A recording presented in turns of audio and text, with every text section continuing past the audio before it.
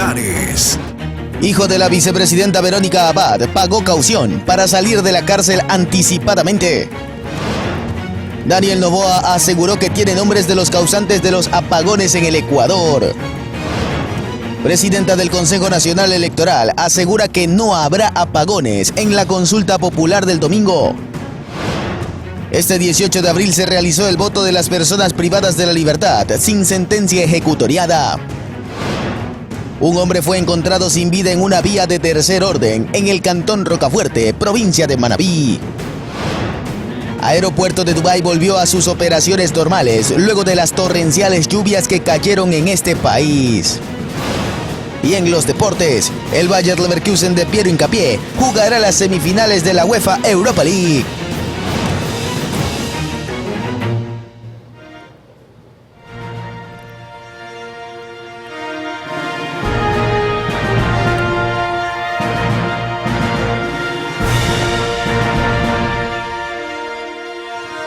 Amables televidentes, muy buenas noches. El Pleno del CNE aprobó la suspensión del proceso de consulta popular y referéndum en Rusia y Bielorrusia debido a contratiempos logísticos que no permitieron que los documentos electorales lleguen antes del domingo 21 de abril. Bienvenidos.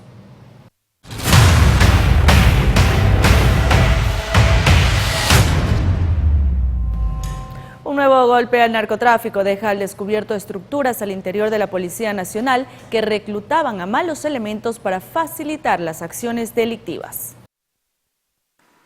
Se trató de una operación simultánea ejecutada en Manabí, Esmeraldas, Guayas, Azuay, Loja, El Oro y Pichincha. El resultado de la misma fue la detención de 14 personas. De esos 14, 10 eran policías, 3 retirados y 7 en servicio activo. Todos involucrados en narcotráfico en el caso Jaguar. Todo habría empezado en febrero del 2023, cuando se capturó al Gato Farfán. Cuyo operativo en esa época se logró la incautación de 3 toneladas de droga. Esta droga fue ingresada a las bodegas de la Jefatura de Antinarcóticos de la ciudad de Tena, lugar donde se produjo un asalto y fueron sustraídas las 3 toneladas. Luego de este evento, la Policía Nacional ha venido realizando en conjunto con Fiscalía una investigación determinando que esta estructura estaría conformada por estos ciudadanos, todos de nacionalidad ecuatoriana, entre civiles y servidores policiales de servicio activo y pasivo. La organización tenía relación con otro grupo de Santo Domingo dedicado al narcotráfico internacional, el mismo que se dedicaba a reclutar a policías en servicio pasivo y por medio de ellos obtener permisos para portar armas. Otros hacían de soplones, avisando el cuándo, cómo y dónde se iban a ejecutar operativos antidrogas. Y también tenemos servidores policiales que pertenecerían al CRAC, cuya función era no realizar los registros de los contenedores. Dentro de ello y en los allanamientos que se realizaron en los diferentes inmuebles se encontró alrededor de $750.000.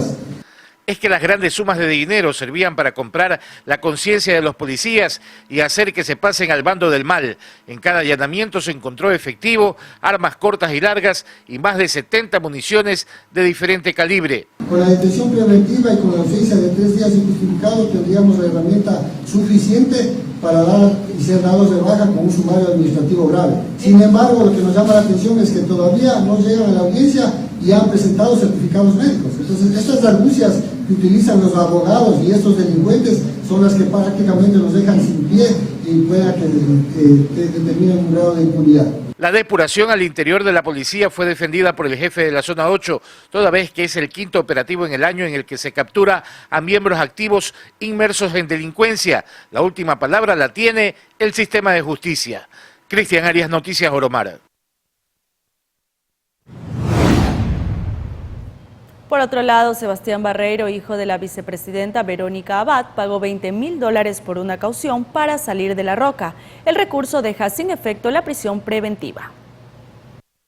Una vez que la jueza anticorrupción María Fernanda Castro fijó en $20.000 el pago de la caución para que Sebastián Barreiro, hijo de la vicepresidenta Verónica Abad, procesado por el delito de oferta de tráfico de influencias, deje la cárcel de máxima seguridad La Roca en Guayaquil y en su lugar cumpla medidas alternativas a la prisión preventiva, la defensa del investigado entregó un cheque con el monto definido, antes de realizar el depósito de forma inmediata que les permita obtener la respectiva boleta de excarcelación. El 4 de abril, Barreiro y sus abogados apelaron a la prisión preventiva, pero la jueza rechazó el recurso. De ahí que la defensa de Barreiro planteó la caución, que es una figura para garantizar la presencia de un procesado, pero suspendiendo el arresto. Osvaldo Trujillo, abogado del hijo de la vicepresidenta Abad, planteó inicialmente una caución de $5.520, pero la fiscalía se opuso, por lo que la magistrada a cargo acogió el pedido de caución, pero la cifró en $20.000. Ya para el 16 de abril, Mateo Pérez Carrera, otro de los abogados de Barreiro, presentó un escrito en el que se anexó un cheque de emergencia por el monto solicitado girado a favor del Consejo de la Judicatura. Cabe recalcar que la libertad provisional de la caución solo será revocada cuando Barreiro incumpla las medidas alternativas impuestas o cuando existe una pena de prisión en firme. María José Pino Argote, Noticias Oromar. La Fiscalía convocó por última ocasión a Ronnie Aliaga para que amplíe su versión sobre el caso Metástasis el 22 de abril. El ex asambleísta de la Revolución Ciudadana es uno de los 52 acusados del delito de delincuencia organizada. Aliaga no asistió a la ampliación de la versión presencial definida para el sábado 13 de abril, fecha en que se completaron los 120 días de instrucción fiscal definidos por el juez de la Corte Nacional de Justicia, Felipe Córdoba. Horas más tarde, la Fiscalía volvió a plantear una nueva fecha, pero aclarando que deberá acercarse de forma presencial con su abogado. De lo que se conoce formalmente, Aliaga salió del país el 23 de diciembre por la frontera con Colombia y hasta el momento no se ha reportado su retorno a Ecuador por alguno de los puertos o aeropuertos del país. Aliaga, ex asambleísta.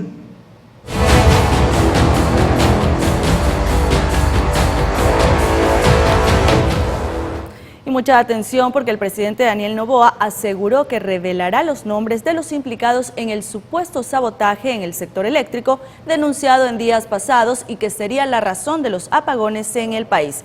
Ligner Mendoza con el informe. 2 días atrás, Daniel Noboa aseguró que quienes estén implicados en el sabotaje acusado por el presidente de la República serán investigados y también sancionados. Ya hemos presentado a Fiscalía y el CIES está trabajando en eso. Toda persona involucrada será considerado no solo traidor a la patria, sino una amenaza a la seguridad nacional. Y es que este jueves sorprendió a todos, pues mientras inauguraba el primer espacio integral familiar de la Sierra al sur de Quito, anunció que ya tendría en su poder nombres de los culpables de los apagones que hoy se vive en el Ecuador. Hoy mismo se conocerá también de las personas que estuvieron involucradas en los cortes de luz. Ya tenemos a las personas investigadas y algunas se las agarrará para interrogación, así mismo declaraciones. Y es que hasta el día de hoy, aparentemente habrían 22 involucrados, de los cuales la principal sería la ex ministra de Energía, Andrea Arrobo. La realidad es que aunque el presidente haya asegurado que nadie a mí me va a cuentear en el último segundo de que tenemos que darle 5 horas de apagón a Guayas. Nosotros no vamos a dar más apagones esta semana. Los apagones, al menos hasta este viernes, van a continuar a nivel nacional. Ligner Mendoza, Noticias Oromar. Por su parte, el secretario general de Comunicación del Gobierno, Roberto Izurieta, se refirió en una entrevista a los supuestos actos de sabotaje que están siendo investigados. El funcionario añadió que durante la gestión de la exministra Andrea Arrobo se vació la represa de Mazar, una de las más importantes del país. Según Izurieta, se trataría de acciones coordinadas para afectar los resultados de la consulta popular y referéndum planteados por el presidente Daniel Noboa.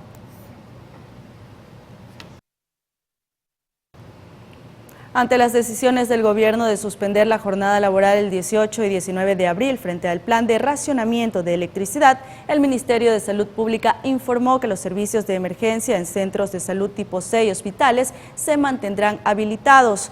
Además, se garantizará el abastecimiento de medicamentos e insumos médicos y tampoco se paralizará el servicio de ambulancias y hospitales móviles. Las citas médicas y cirugías previstas para este jueves y viernes serán reprogramadas y para esos días tampoco estará disponible la atención en áreas administrativas. Y a pesar de los apagones en Santo Domingo, los ciudadanos continúan laborando para evitar que los ingresos sigan cayendo.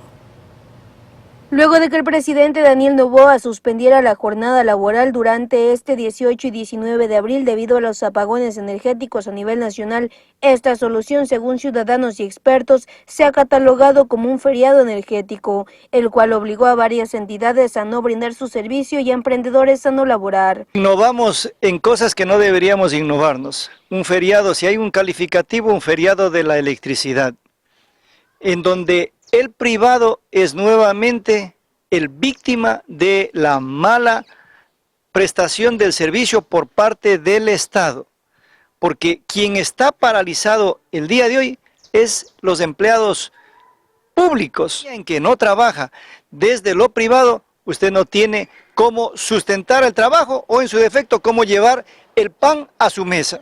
Richard Ceballos lleva 5 años vendiendo bolos en las calles de la ciudad. Él indicó que pese a la suspensión de la jornada laboral, él buscó modos para trabajar, ya que sus ingresos son diarios. Aún así destacó que el producto que comercializa se ha convertido difícil de obtener debido a los cortes energéticos. La energía, claro, la energía hace falta para vender los bolos, porque los bolos, cuando se va la energía, se descongelan, no puedo comer pues, porque uno se vive al diario. Varios fueron los locales comerciales que mantuvieron sus actividades pese a no contar con energía, esto con el fin de no permitir que sus ingresos continúen decayendo. Carrión recalcó además que aunque varios ciudadanos y emprendedores hayan tenido la intención de elaborar, la falta de servicio de energía eléctrica es un limitante evidente. Un día de trabajo por falta de energía es el desgaste de la mano de obra, es decir, tengo mano de obra que está trabajando y no puedo hacer absolutamente nada porque todo está ligado, la productividad está ligado a la parte eléctrica. Destacando la cultura del trabajo, las calles de la ciudad tienen a varios comerciantes y locales laborando durante este 18 de abril, quienes mantendrán sus jornadas con normalidad este 19 de abril también. Aún así, continúan solicitando una breve solución para esta crisis energética, la cual ha generado pérdidas de hasta un 50% en sus labores.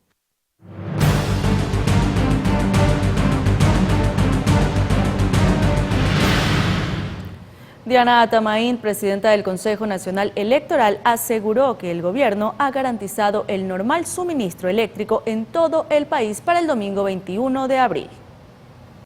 Bueno, en principio el presidente de la República nos ha garantizado que no se darán apagones para el día domingo de ninguna manera. Sin embargo, el Consejo Nacional Electoral siempre tiene medidas de contingencia, ya sea por inundaciones, ya sea por situaciones adversas de tipo climático, en las carreteras, en las vías, incluso en temas de seguridad, y nosotros no hemos obviado en esta ocasión esas medidas de contingencia. Y respecto a la posibilidad, que siempre lo hemos hecho, es en primer lugar, las delegaciones provinciales todas tienen ya contratado o planta propia de generación eléctrica. Y este jueves 18 de abril se inauguró el proceso del voto de las personas privadas de libertad. En la delegación del Guayas se estima que más de 300 reclusos ejercieron el derecho al sufragio. Un total de 16 juntas receptoras se instalaron en los recintos carcelarios de Guayaquil, 13 para varones y 3 para mujeres. Así, unas 359 personas privadas de libertad ejercieron su derecho al sufragio en esta consulta popular. 359 PPL que van a votar el día de hoy. Van a ejercer... Empadronados había más, doctor. ¿Cuál es la diferencia entre estar empadronado y no tener la cédula? Que tengan su cédula y que tengan con sus derechos todavía habilitados para poder ejercer el voto. Para registrarse teníamos mucho, pero cuando se hace la verificación, obviamente tiene que confirmarse por parte del centro penitenciario que todavía no tengan la sentencia condenatoria. El empadronamiento previo de los privados de libertad sirve como registro para quienes no tienen sentencia ejecutoriada. Estos eran alrededor de 2.500, sin embargo, solo 359 cumplieron con la cedulación, requisito ineludible para el voto. Bueno, nosotros tenemos para el día de hoy 16 juntas receptoras del voto que se van a instalar en cada uno de los centros de privación de libertad. 11 de ellas son del Centro de Privación de Libertad 1, masculino, y cada uno de ellos van a estar acompañados con personal de la delegación. El proceso duró hasta las 17 horas, luego de lo cual, y bajo medidas de seguridad, el material fue llevado a la delegación provincial. Su contenido será lo primero en ser contabilizado el próximo domingo al finalizar el proceso e iniciarse el escrutinio. Cristian Arias, Noticias Oromar. Apenas un 32% de personas privadas de la libertad sin sentencia ejecutoriada ejercieron su derecho al voto en la provincia de Pichincha, un número mayor en relación al 22% de este grupo que sufragó a nivel nacional. El voto para las personas privadas de la libertad sin sentencia ejecutoriada se realizó en todo el país y en el caso de Pichincha, fueron 83 ciudadanos los que ejercieron su derecho al voto, de un total de 256 empadronados entre mujeres y hombres. La delegación provincial organizó los 4 paquetes electorales y posteriormente movilizó los mismos bajo la custodia de las Fuerzas Armadas hacia los 4 recintos de privación de la libertad, ubicados en Conocoto, Cotogollao, Kennedy y Quitumbe. La ceremonia inaugural se realizó en presencia de los consejeros del Consejo Nacional Electoral, el director de la delegación y la Junta Provincial Electoral de Pichincha. Al cierre de la jornada se pudo conocer que de las 5.338 personas habilitadas a escala nacional, sufragaron un total de 1.181 PPLs. Los votos de las personas privadas de la libertad permanecerán en custodia de las Fuerzas Armadas en las bodegas de las delegaciones provinciales y estos sufragios serán contados en presencia de organizaciones políticas, sociales, observadores nacionales e internacionales y medios de comunicación a partir del cierre de la jornada electoral de este 21 de abril. Ligner Mendoza, Noticias Oromar. Pasamos a revisar de qué tratan las preguntas 4, 5 y 6 de la consulta popular. Yanis Andrade con el análisis. Que el COIP diferencie de otros delitos la tenencia y porte de armas y municiones que son de uso exclusivo de la fuerza pública, es lo que plantea la cuarta pregunta de la consulta popular, propuesta por el primer mandatario Daniel Noboa. ¿Está usted de acuerdo con que se tipifique el delito de tenencia o porte de armas, municiones o componentes que son de uso privativo de las Fuerzas Armadas o la Policía Nacional, sin afectar a las armas de fuego permitidas para uso civil, reformando el Código Orgánico Integral Penal conforme el anexo de la pregunta? Walter Vélez, constitucionalista, explica la diferencia entre el armamento de uso civil y el de dotación de los uniformados. Se quiere hacer ahora es diferenciar qué tipo de armas son las que están permitidas para el uso civil. Desde las 9 milímetros hacia arriba serán uso exclusivo de estas entidades, pero de 9 milímetros hacia abajo serían las armas de uso civil. Es importante conocer esta diferencia en el marco del contexto actual del país. Nuestra sociedad, antes de usar armas, tiene que ser educada. Reeducada, diría yo, Rema, y usar armas ahorita sería aumentar el peligro. La quinta pregunta de la consulta plantea lo siguiente. ¿Está usted de acuerdo con que las armas, sus partes o piezas, explosivos, municiones o accesorios que fueron instrumentos u objeto material de un delito puedan destinarse al uso inmediato de la Policía Nacional o las Fuerzas Armadas, reformando el Código Orgánico Integral Penal conforme el anexo de la pregunta? Sin embargo, ya el 12 de julio de 2023, la Corte Nacional de Justicia aprobó una resolución que permite a los policías y militares utilizar armas, municiones y explosivos incautados en operativos policiales. ¿Estaría de más este planteamiento o qué se busca con el mismo? La pregunta ahora es que dice de manera inmediata. Entonces, con esto simplificamos el procedimiento. Simplificar procedimientos en la ley de extinción de dominio es lo que se pretende con la sexta pregunta. ¿Está usted de acuerdo con que el Estado proceda a ser el titular, propietario de los bienes de origen ilícito injustificado, simplificando el procedimiento de la ley orgánica de extinción de dominio conforme el anexo de la pregunta? Sí es necesario, por supuesto que sí, que el Estado expropie estas propiedades, pero hay algo incompleto. Hay que especificar el uso. ¿Qué uso se le va a dar? ¿En beneficio de qué? De la sociedad. La persona que haga uso indebido de esos bienes tiene que ser sancionado severamente. ¿Servirán estos planteamientos en la generación de políticas sólidas y efectivas? Yanis Andrade, Noticias Oromar. Y asimismo es prudente analizar las interrogantes 7 y 8 que constarán en la papeleta.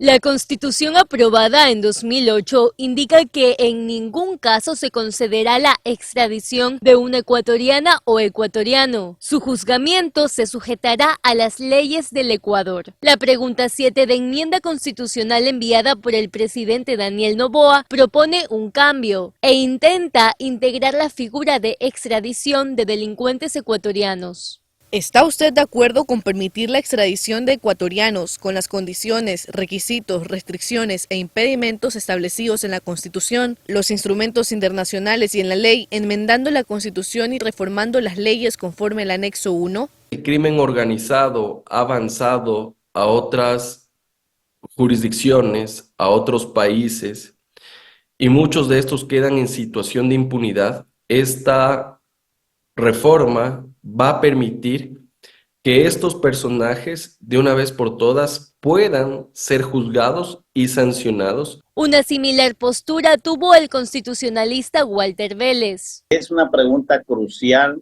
e importante. Primero, porque para todas las personas que delinquen y que tienen este tipo de delitos transnacionales, cuando le hablan de extradición es como cuando el gato ve al perro, se erizan inmediatamente, porque saben que las cárceles de los Estados Unidos, de manera muy particular, no son igual a las cárceles del Ecuador. Por segunda ocasión en menos de un año, la extradición es un tema que busca ser consultado. Ya en febrero pasado fue propuesto por el entonces presidente Guillermo Lasso, pero no tuvo suficiente acogida en las urnas. Creo que es una pregunta que en su momento la hizo Lasso, sin embargo, en los términos que ha sido ahora presentada por el presidente Noboa, amplía ese ámbito y ya no solo se limita a cierto tipo de delitos, sino a todos los delitos. Se pretende mayor seguridad jurídica con el establecimiento de judicaturas especiales para tratar garantías jurisdiccionales como acciones de protección, habeas corpus o habeas data. ¿Está usted de acuerdo con el establecimiento de judicaturas especializadas en materia constitucional, tanto en primera como en segunda instancia, para el conocimiento de las garantías jurisdiccionales que les corresponda, enmendando la institución y reformando la Ley Orgánica de Garantías Jurisdiccionales y Control Constitucional de acuerdo con el anexo 2?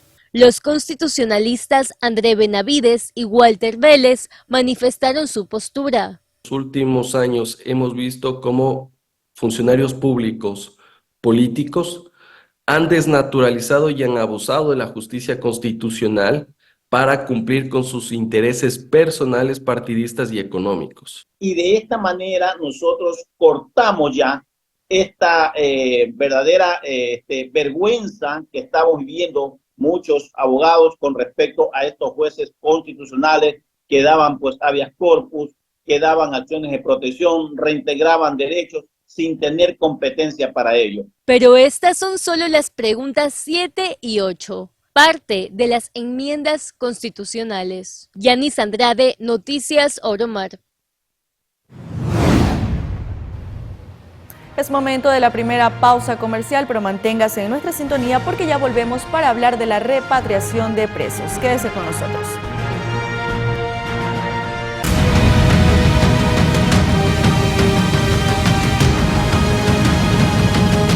Regresamos para contarles que el Gobierno Nacional inició este jueves el proceso de repatriación de presos extranjeros. Se empezó con un grupo de 13 reclusos colombianos que fueron entregados a las autoridades de su país de origen para que sigan cumpliendo sus penas.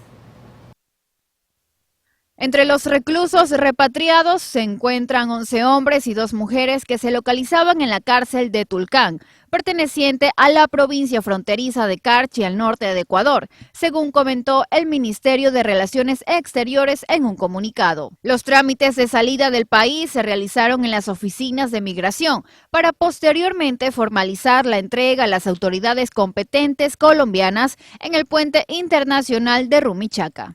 En el operativo de traslado participó personal del Servicio Nacional de Atención Integral a Personas Privadas de la Libertad, SNAI, así como de los Ministerios de Relaciones Exteriores y de Interior, la Policía Nacional y la Interpol. Gracias a la cooperación entre autoridades ecuatorianas y colombianas, el día de hoy hemos trasladado los primeros 13 personas privadas de libertad hacia Colombia. Todo esto en marco de los acuerdos bilaterales que tenemos. Esperamos seguir con la cooperación para poder completar el traslado de las personas que nos hemos comprometido entre ambos países. La repatriación de presos extranjeros fue un mandato del presidente, que en el mes de enero suscribió un decreto para reducir el hacinamiento de las cárceles del país, foco de la crisis de violencia atribuida al crimen organizado, donde desde el 2020 han sido asesinados más de 500 presidiarios, la mayoría en una serie de matanzas carcelarias por disputas entre bandas rivales. De los más de 32.700 presos que se encuentran encarcelados en las 35 prisiones operativas de Ecuador, hay más de 3.200 que son extranjeros, que tienen 55 distintas nacionalidades, lo que representa aproximadamente el 10% de la población penitenciaria. Una mujer está desaparecida desde el viernes 12 de abril, luego de haber asistido hasta el Hospital General de Santo Domingo. Familiares y amigos buscan a la ciudadana de 36 años de edad. Con lágrimas en los ojos, es como Telis Solórzano pide encontrar a su hija Sandra Solórzano, de 36 años de edad, que hace más de 5 días fue en búsqueda de atención médica al Hospital General Santo Domingo, lugar en donde fue vista por última vez. Ella habría asistido para solicitar ayuda por problemas de salud. Durante eso se mantuvo en contacto con su mamá, quien indicó que horas después nunca pensó no volver a saber de ella. Ella conversó conmigo también, mamita, dice, ahí van los muchachos para que se bañen, igual les digo a ellos que no se demoren y que no la dejaran sola. Entonces ella me dijo, mami, yo acomodé el lugar, dice, en un descuido que el guardia así como lo saben llamar cada rato, dice, yo me entro.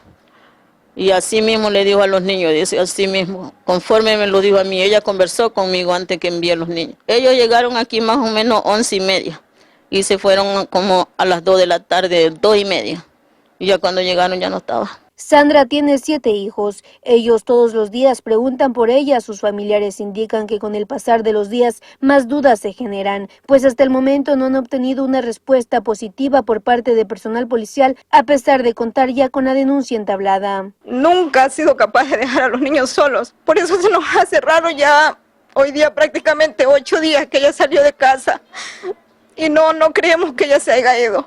Algo pasó, angustiante lo que estamos pasando.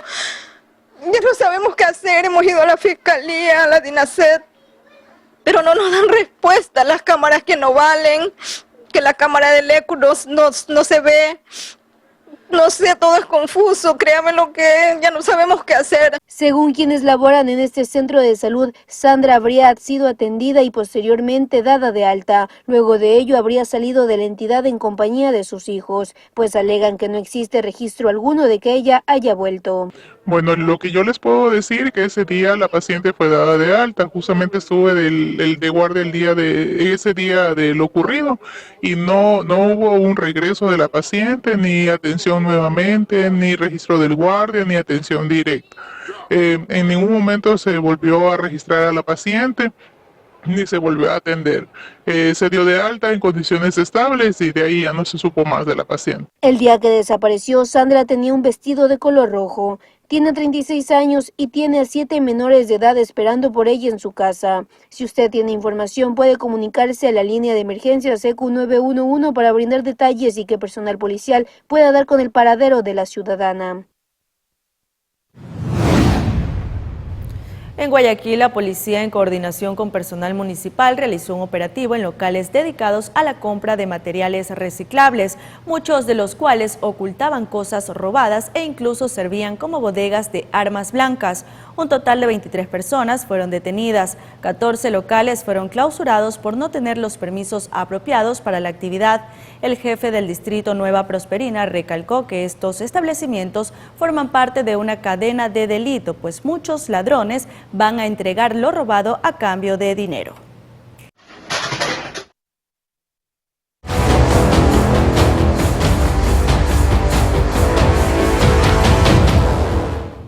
El movimiento Construye fue cancelado del registro de organizaciones políticas por cometer infracción electoral relativa al financiamiento de la política y gasto electoral.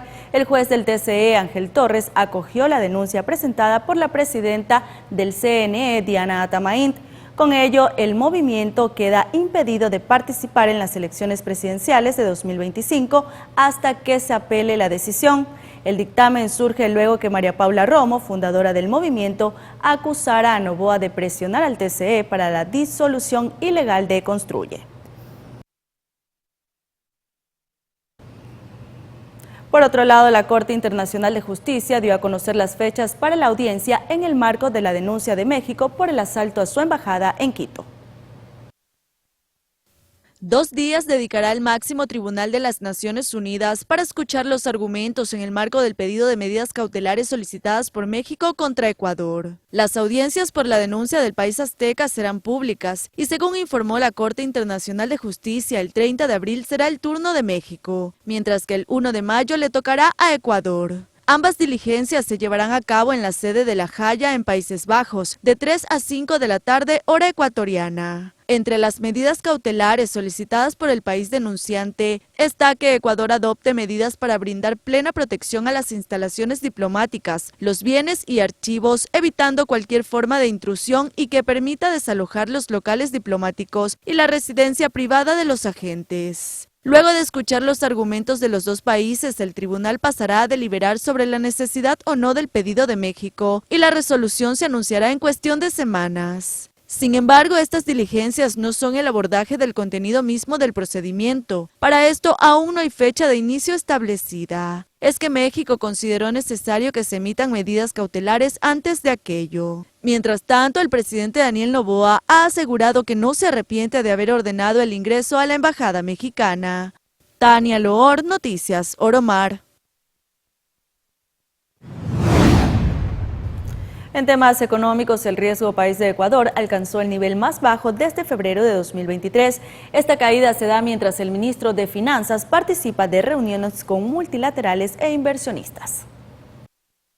En medio de la crisis energética y a puertas de una consulta popular, el riesgo país de Ecuador continúa con tendencia a la baja. El 17 de abril el indicador se ubicó en 1.141 puntos, registrando una caída de 73 y alcanzando el nivel más bajo desde el 5 de febrero de 2023, cuando llegó a 1.120 puntos. Esto ocurre mientras el ministro de Economía y Finanzas, Juan Carlos Vega, participa de las reuniones de primavera del Fondo Monetario Internacional y del Banco Mundial que iniciaron el 16 de abril. El funcionario también ha mantenido encuentros con inversionistas y representantes de otros multilaterales como el Banco Interamericano de Desarrollo. Esta baja sostenida del indicador empezó desde que el gobierno anunció la intención de incrementar el impuesto al valor agregado IVA al 15%, porcentaje que rige actualmente. Entre otros factores está el precio del petróleo, que el 17 de abril inició la jornada con un alza del 0,63%, registrando un precio superior a los $83 durante la mañana de ese día. Cabe señalar que el riesgo país refleja la probabilidad de un Estado de pagar o no la deuda externa. Mientras más alto es el indicador, mayor peligro de incumplimiento se percibe y por ende hay menos opciones de acceder a préstamos internacionales. Tania Loor, Noticias Oromar. El propietario de un local que funcionaba como tienda de abarrotes en las calles Alcedo y Avenida del Ejército en Guayaquil fue detenido durante un operativo de las Direcciones Municipales de Bienestar Animal y Servicios Especiales. Tras una denuncia, se comprobó que en el sitio había animales de fauna silvestre en cautiverio con fines comerciales. Se decomisó una cabeza de venado disecada, 2 cuyes, decenas de aves de corral y 3 guatuzas. El aprehendido fue llevado hasta la Fiscalía, mientras que los animales fueron trasladados por parte de la autoridad municipal. Y así nos separamos nuevamente por unos segundos, amigos televidentes, pero quédense en nuestra sintonía, que ya volvemos para revisar los sucesos más recientes en nuestro país.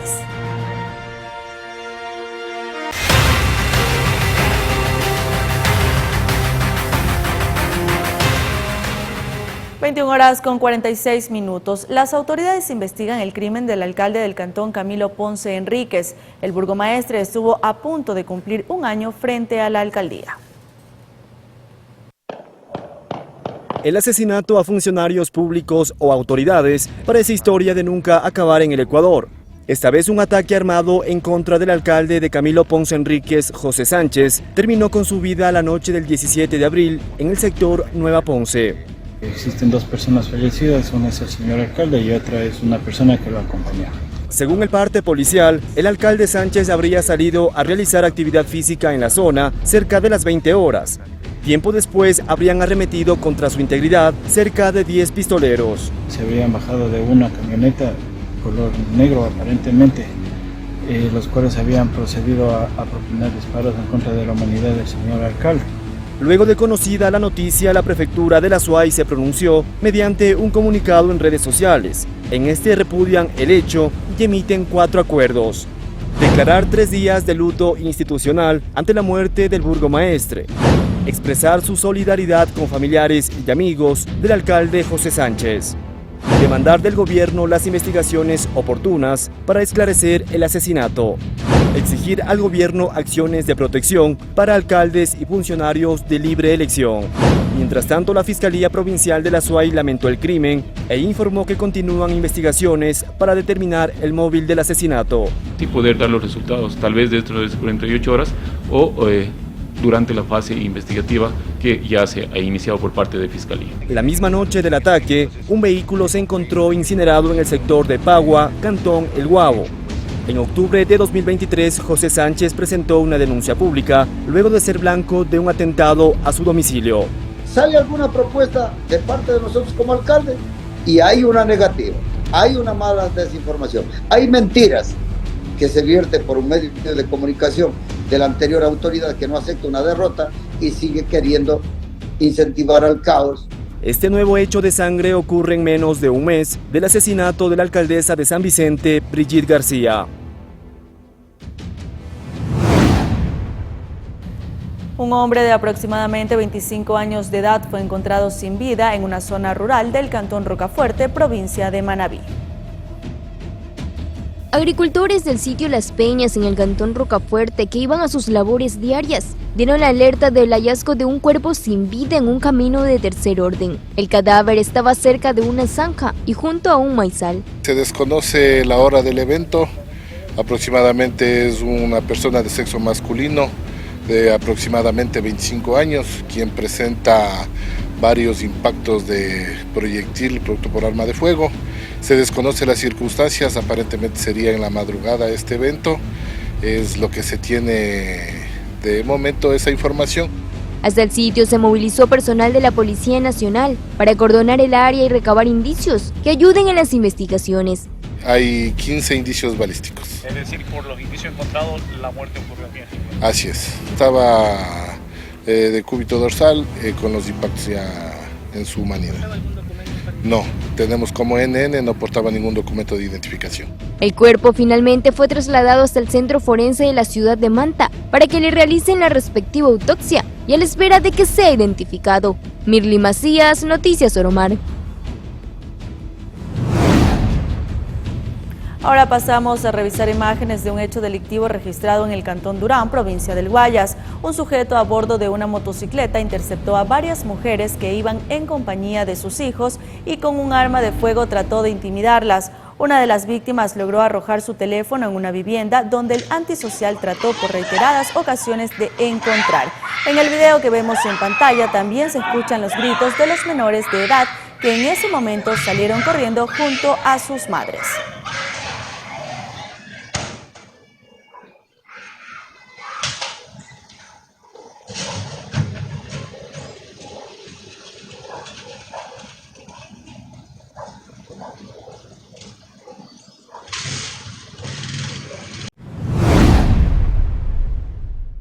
Llegamos a la recta final. Tania, mañana juega Delfín en el Hokkaido contra Macará. $5 de entrada popular. Ojalá que gane el local, ¿no? Bueno, amigos, y antes de despedirnos, recordarles que mañana a las 12 del día inicia la ley seca, así que atentos para no incumplir con la normativa. Gracias por su sintonía. Muy buenas noches.